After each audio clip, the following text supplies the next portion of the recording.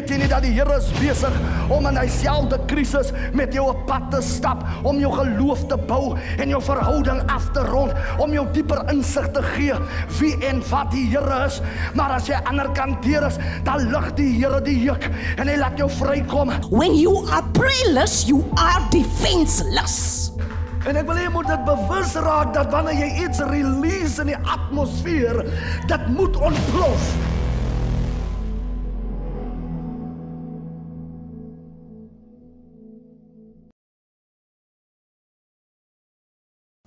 Hartlike goeienaand, Pastor Swarts van TTW Bediening aan die kant van Atlantis, wees gegroet in haar pragtige, magtige, oorwinnende naam van ons Here Jesus Christus. Vanaand is dit weer natuurlik vir my 'n wonderlike voorreg en geleentheid deur die genade van die Here om die woord van die Here aan die oor te dra. En ons skrifgedeelte gaan ons vanaand kry in die boek van 2 Konings hoofstuk 5. 'n welbekende hoofstuk natuurlik oor Naaman, die leerowerste van die Arameërs, wat die Bybel praat van is 'n dapper held. Maar ek wil graag daardeur lees, sodat die wat nog nie heeltemal in bekend is met hierdie skrifgie, dat hulle ons kan volg vanaand. Maar die boodskap wat ek wil tema vanaand is die 3 verskillende toenaderings tot die salwing van God. 3 verskillende toenaderings tot die salwing van God. En Naaman, die leerowerste van die koning van Aram, was 'n groot man voor sy heer en hoog in aansien, want deur hom het die Here aan die Arameërs oorwinning gegee, en die man was 'n dapper held, maar malaats.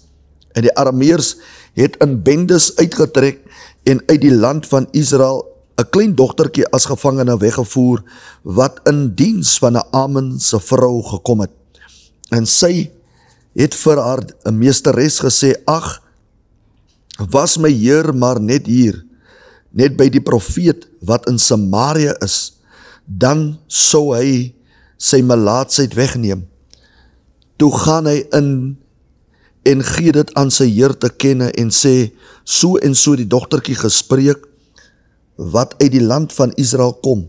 En die koning van Aram sê, gaan dan, ek wil 'n brief aan die koning van Israel stuur, en hy het gegaan en 10 talente silwer en 6000 sikkels goud en 10 stel klere saam met hom geneem, en aan die koning van Israel die brief gebring, wat die volgende inhoud, saam met hierdie brief aan u stuur ek dan nou my dienaar Naaman na u toe, wat sy melaatsheid kan wegneem.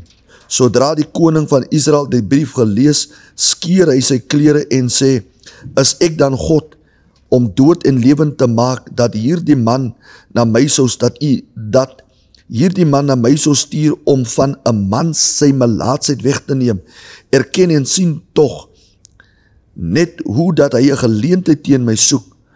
Maar toe Elisa die man van God hoor, dat die koning van Israel sy klere geskeer het, laat hy die koning weet, waarom skeer u klere? Laat hom maar na my toe kom. Dan sal hy weet dat daar 'n profeet in Israel is. So het Naaman dan gekom, sy perde en met sy waans en voor die deur van Elisa stilgehou.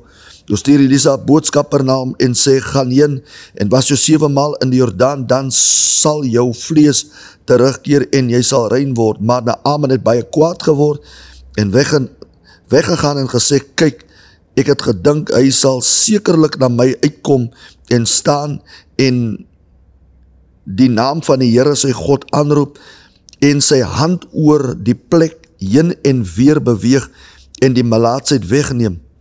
En Abana en Farper, die riviere van Damaskus, nie beter as die waters van Israel nie? Kon ek nie daarin was en rein word nie? En hy het omgedraai en vererg weggery. Toe kom die dienaars nader en spreek met hom en sê, my vader, as die profeet u 'n groot saak beveel het, sou u dit nie doen nie? Hoeveel te meer nou dat hy gesê het, was jou en jy sal rein word. Daarom het hy afgebuk en 7 maal in die Jordaan ondergeduik, volgens die woord van die man van God, en sy vlees het teruggekeer soos soos die vlees van 'n jong seun, en hy het rein geword. Toe draai hy om na die man van God, hy en sy hele gevolg, en hy het ingekom en voor hom gaan staan en gesê, kyk, nou weet ek dat daar geen God op die hele aarde is nie, behalwe in Israel. Neem dan nou tog die geskenk van die dienaar aan.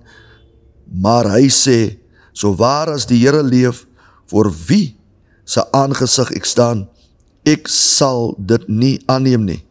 En hy het by hom aangedring en dit aan hom geneem en gesê, maar hy het geweier. En Naaman het gesê, so nie, laat dan tog aan die dienaar die vrag grond gegee word, soveel as 'n paar myle kan dra. Want die dienaar sal nie meer brandoffer en slagoffer en ander gode bring nie, as net aan die Here. Mag die Here in hierdie saak die dienaar vergewe, as my Heer in die huis van Ramon ingaan, om hom daar neer te buig, terwyl hy op my hand leen. 20ste vers, sê Gehazi, die dienaar van Elisa, die man van God, kyk, my Heer, het hier die Arameer Naaman verskoon deur nie uit sy hand te neem wat hy gebring het nie. So waar as die Here leef, sekerlik sal ek agter hom aangeloop en iets van hom neem.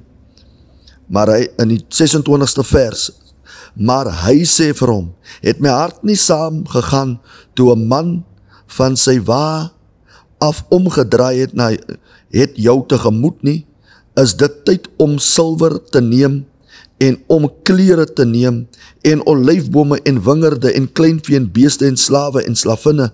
Daarom sal die melaatsheid van Naaman jou en jou nageslag vir ewig aanklewe.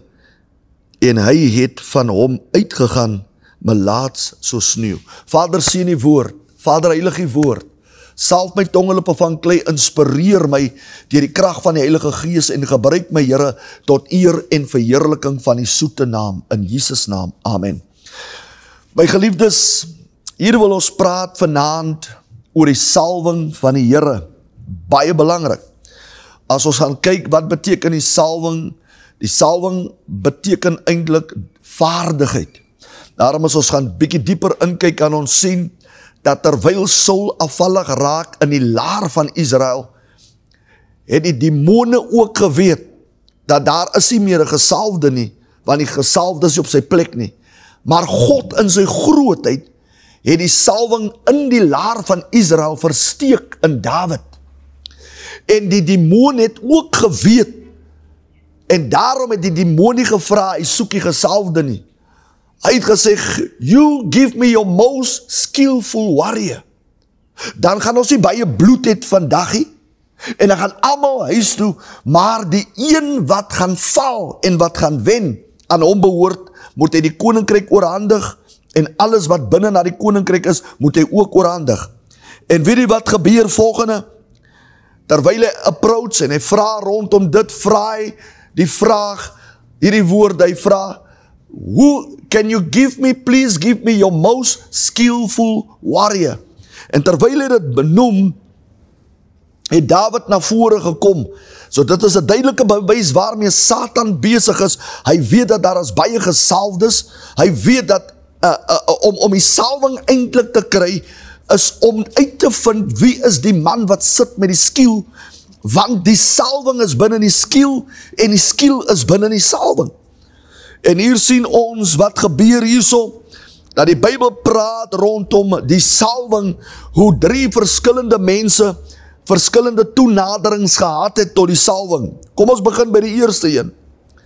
Die Bybel sê dat terwyl die Here aan Naaman soveel mag gegee het om oorwinnings te behaal, het die Here aan hom 'n deurbraak gegee, dat hy so groot sukses gehad het, dat sy eer en sy status oor die hele Arameërs gerus het. Maar buiten dit gebeur die volgende, ontdek hulle dat Naaman sit met melaatsheid. En die Here laat ook toe, dat Israel onder die mag van die Arameërs weggevoer word in ballingskap. Maar binne in die huis van die heer Naaman was daar 'n dogtertjie opgeneem om sy vrou te assist. En terwyl die nuus uitgaan binne in die huis, val die woorde op die ore van die dogtertjie en sy hoor dat hierdie man, hierdie Arameer, hierdie held van die Arameers sit met 'n groot probleem en hierdie probleem het soveel krag dat dit sy dood bedreig, sy lewe bedreig met die dood. En terwyl hy daar is, gebeur die volgende natuurlik binne in die huis van hierdie Arameer Naaman. Een van sy wagte wat daar ook is, hoor toe die dogtertjie se getuienis. En hierdie dogter raak toe die announcer van die salwing. Een van die mense, ek het gesê daar's 3 verskillende mense. Daar is een van hulle is die announcer. Die ander een is natuurlik die een wat dankbaar is. En die laaste een is die een wat die benefit sien van die anointing. Nou ek wil praat oor die announcer. Toe hierdie dogtertjie die geleentheid kry, toe maak sy seker dat sy haar storie reg verkoop aan die knegt van hierdie heer. Onthou, hierdie knegt van hierdie heer moet seker maak, want hy weet dat sy heer sit met 'n dodelike siekte, en dit is die tyd om ligsinnig te wees, want as hy die nuus oordra, en hy word ligsinnig gevind, dan kan dit ook sy lewe bedreig. Want in die Bybelse tyd, as 'n nuus oorgedra word, en dit word verkeerd oorgedra, na 'n statige man soos Naaman, dan word, en dit is nie die waarheid nie, dan word so 'n persoon natuurlik gedood met die swaard. So hierdie man het seker gemaak om weer by die dogtertjie te kom staan en te sê, vertel my weer die storie. En hierdie dogtertjie, sy neem haar tyd en sy sorg dat sy die announcement properly doen. Sy vertel hom watter krag in die salwing lê. Sy vertel hom dat daar 'n profeet in Samaria, in die laar van Israel. Die profeet behoort aan Israel. En die man van God het so 'n geweldige salwing, selfs dooie mense was opgewek. Daar was 'n hongersnood gewees. En toe die man instap, toe het die man 'n oliekan gevra en die olie het nie opgeraak nie. Sy het die getuienis gegee. She made it a well done job om die salwing te announce. En terwyl sy dit doen, sy was die aankondiger van die salwing, sy die krag, die heerlikheid en die manifestasie daarvan teen hulle oor vertel, en dit duidelik tentoongestel aan die behoefte wat op die einde van die dag eintlik daar was. En hierdie man het toe gesien dat hierdie dogtertjie lyk dood ernstig, en hy neem die storie, die getuie, en hy neem dit na Naaman. Naaman op sy beurt het dit gaan neem na die koning, en die koning het 'n brief geskryf aan die koning van Israel, om hierdie profeet na vore te bring, sodat hierdie profeet vir hierdie knegt kan bid, want ons kan nie vir Naaman verloor nie. Ons het vir Naaman nodig. Naaman was altyd die man wat elke oorlog, hy was die man, hy was die strategis agter alles, en hy het gesorg dat alles in plek is, en deur hom het ons geweldige oorwinnings behaal. En hierdie dogtertjie maak seker dat sy die job reg doen. Ek wil net kom stil staan vir 'n minuut. Baie keer sit ons met mense binne in die gemeente, rondom hulle pastoor, dan word die arme pastoor gebeskinder, en sy naam word afgebring. Die salwing word eintlik sleg verkoop deur die gemeente. Maar wanneer jy eintlik soos hierdie dogtertjie kan wees en sê, luister, ons is in 'n nederlaag, maar as ek net vir die koning kan vertel van die profeet, dan, al is ons in 'n nederlaag, dan mag my getuienis vir die hele Israel 'n verligting bring. En sy sorg dat sy dit reg doen. Sy verkoop haar storie, en haar storie kom by die koning uit, en die koning vat dit met 'n brief na die volgende vlak en sê, kan julle vir ons help, en daar is 'n prys aan verbonde, indien dit so en so en so kan gebeur. Die brief kom by die koning van Israel uit, en terwyl hy die brief kry, skeer hy sy klere, hy sê, ek dink die man aan, ek is God. Kyk hoe soek hy geleentheid om my uit te haal, hy wil my verpletter. Maar toe die profeet hoor, waar deur die koning werk, het hy gesê vir die koning, moenie stres nie. Moenie stres nie, stuur hulle na my, want sekerlik sal hulle weet die Arameërs en die koning van die Arameërs en al die amptenare van die Arameërs sal weet dat daar is 'n profeet wat in Israel is, wat deur die Here gesalf is. Ek wil vanaand, wil ek dit aan u oordra, my liewe vriend. Die salwing van die Here is geweldig. Die salwing van die Here bring orde in 'n land. Salwing van die Here bring groei in 'n land. Die salwing van die Here maak dat alles wat stagneer weer progressief raak. En weet jy wat gebeur? Dit bring groei na vore. Dit elimineer droogte. Dit bring alles wat nie gewerk het nie, dit laat dit werk. En hier sien ons, terwyl die profeet na vore kom, sê, laat hulle asseblief die held na my toe stuur. Die Bybel sê, terwyl Naaman voor die deur opdaag, toe stuur Elia, een van sy knegte uit vir Gehasie, en sê vir Gehasie, hy moet die boodskap neem en sê, hy moet hom 7 maal gaan duik af in die Jordaanrivier, nadat hy 7 maal sal hy gesond word. Hier kom die volgende approach. Die volgende approach was Naaman gewees, en terwyl Naaman die geleentheid kry, begin Naaman sy hoogmoed toon. En die gees van hoogmoed staan onmiddellik die salwing van die Here te. En terwyl dit gebeur, sê die tweede persoon wie Naaman is, hy was die man met die behoefte. Hy moes uitvind dat sy hoogmoed staan in die plek van die salwing. Hy moes uitvind dat die gedrag teenoor die salwing staan in die pad van sy genesing.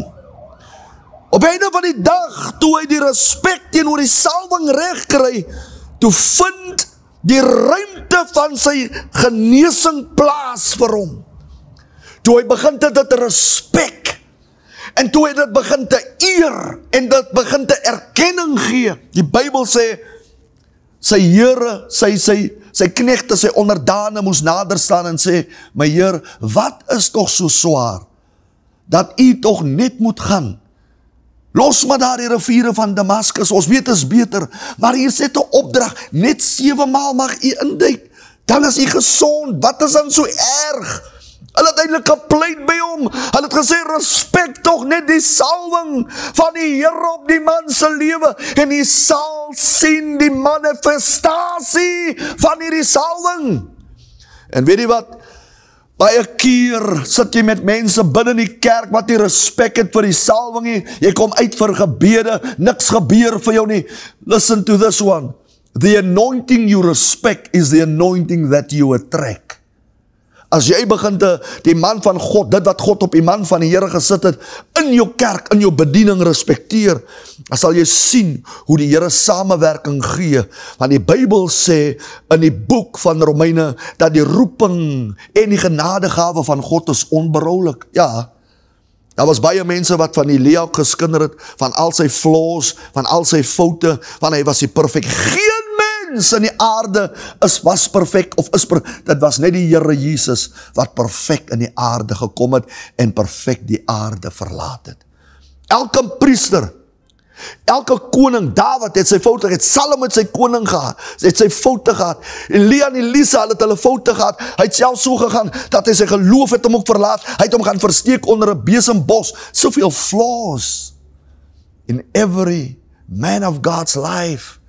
Maar baie keer is jy so gefokus op die flaws, jy is so gefokus op die foute, dat jy vergeet, dat daar's 'n roeping van God, en God eer sy roeping.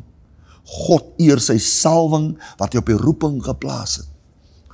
Without, yet there's mistakes, yet there's flaws, yet there's needs, but God respect his anointing, want dit wat gesalf is, het God heilig verklaar. En wanneer 'n mens dat respek sal jy die manifestasie van die salwing oor jou lewe ervaar. Dis waarom die woord van die Here sê, wie raak die gesalfde van die Here aan, en kom niks oor nie. You dare touch the anointing of God, the anointed one of God, you dare touch him.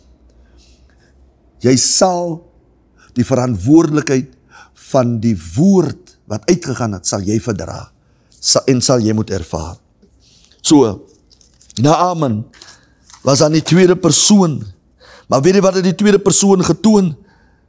Hy het sy dankbaarheid getoon teenoor die salwing. Hy het die greatness van die respek het hy getoon aan die salwing. Hy het sy gratitude towards the anointing, hy het dit gewys. En hy het gesê in die geskenk wat hy gebring het na die profeet toe, hy het gesê, dit is wat ons vir jou gee, soveel talente silwer, soveel talente goud, daar is wynlande, daar is olywe lande, daar is allemaal hierdie lande wat daar is daar gegee aan jou. En wat gebeur nou? Dat is aan jou toevertrou. Dis aan jou toevertrou, dat jy toch asseblief dit moet aanvaar. Maar die profeet het gesê, kan nie. Maar daar was 'n rede kom hy gesê, kan nie. Want sodra hy dit gaan vat, gaan die volgende gebeur. Dit wat op Naaman is, gaan dan oor na Elia toe kom, na Elisa toe kom. En as dit na Elisa toe kom, dan sal Elisa in sy geslag verkleef was aan die melaatsheid van Naaman. Want dan het hy ingekoop en hy het gaan vaar die koopprys. Maar die rede kom hy die koopprys nie gaan vaar het nie, want hy het geweet, hy kan nie bekostig dat sy geslag en sy generasie deur dit besoedel word nie. Maar daar was 'n man gewees met die naam van Gehazi. Gehazi was haar in die agterkant, en hy het so die scenery dopgehou, het gesê, joh, die man van God kan mos nie dit doen nie. Die man van God kan mos nie dit doen nie. Hier is ons 'n deurbraak, ons sal nooit weer swaar kry nie. En weet jy wat het gebeur? Gehazi was die man wat die benefits gesien het van die salwing. So now we've got the three people. You got the one that do the announcer, the proper announcer was the little girl. Het was die dogtertjie gewees, sy was die announcer. Die een wat grateful en thankful en groot gratitude gehad het, was Naaman. Maar die een wat die benefit gesien het, was Gehazi. So kry jy baie van die mense wat binne in die ministry, as jy nie net daar om die kerk op te tel, en jy werk saam met die kerk van God, en met die plan, en met die strategie, en met die systeem van die kerkie, maar jy is net daar, om die benefits te geniet, wat uit die salwing gebore word. Die Bybel sê, 'n man wat ingaan vir die benefits van die salwing, hy koop in op 'n vloek, want die salwing se benefit moet jy nie vir jou vat, en het benefit daarvan nie. Die salwing se benefit is vir die liggaam, is vir die kerk gegee, sodat die kerk kan expand, en dat hy dit kan gebruik, tot die heerlikheid van God, om het uit te brei. Vanaand wil ek draai met hierdie woord. Baie keer gebeur dit dat daar sulke mense in die liggaam van Christus is. Die een wat die announcer is, die een wat die great, wat baie dankbaar is oor die salwing, maar daar is mense wat die benefit soek van die anointing. Ek weet nie in watter een van die drie is u, wat natuurlik vanaand ingeskakel is, hier op die kassie nie. Maar al wat ek weet, dat die Here praat vanaand met iemand. Die Here praat vanaand met 'n man, die Here praat met 'n vrou, die Here praat met 'n jong dogter, en die Here praat met 'n jong man. Vanaand gee God jou geleentheid. Die beste deel in van hierdie drie was natuurlik die dogtertjie. En dit is waar die kerk is. Dis waarom Jesus gesê het, gaan dan heen, verkondig die evangelie en maak disippels van alle nasies, leer hulle en doop hulle. Wat sê Jesus? Gaan wees 'n announcer van die salwing wat hier plek neem. Gaan verkondig daar buite en vertel hulle wat die Here doen. Wat is die werke van die Here en hoe die Here werk deur die gawe van die huis. En hoe die Here mense aanraak en hoe die woord mense se lewens op 'n ander vlak bring. of gaan jy uit, dan bespreek jy die leiers, jy bespreek die ouderlinge, jy bespreek jou broer en jou suster, behalwe om 'n announcer te wees van die mooi dinge wat in die atmosfeer van die Here plaasvind.